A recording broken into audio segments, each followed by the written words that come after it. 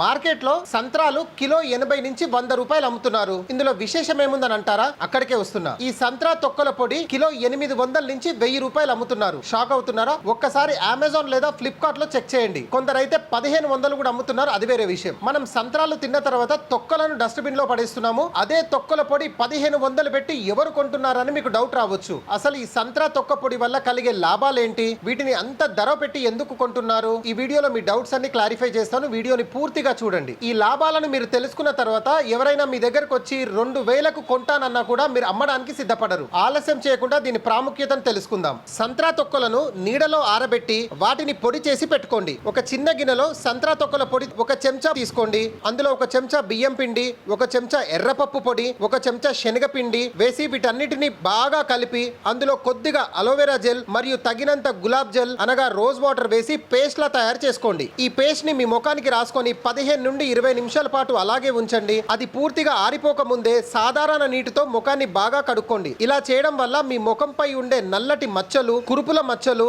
మంగు మచ్చలు, మొటిమల వల్ల వచ్చే మచ్చలు, నల్లటి గుర్తులు, చివరకు తామర వంటి చర్మ సమస్యల్లో కూడా అద్భుతమైనటువంటి ఫలితాన్ని ఇస్తుంది. అన్నిటికంటే ముఖ్యమైన విషయం ఏమిటంటే దీనిని ఉపయోగించిన మొదటిసారే మీ ముఖంలో అద్భుతమైనటువంటి మార్పును మీరు గమనిస్తారు. ఎవరైతే మొటిమలు, మచ్చల లాంటి సమస్యలతో బాధపడుతున్నారో మార్కెట్ లో దొరికే కెమికల్ ఫేస్ క్రీమ్లు, స్ప్రేల బదులు కొద్దిగా ఓపిక చేసుకొని ఈ రెమెడీని తయారు చేసుకొని మీరు ఇంట్లో వాడండి. మన వీడియోలో నేను పదే చెప్తుంటాను, మన ఇంట్లో ఉండే పదార్థాల వాల్యూని ఇక్కడైనా గుర్తించండి.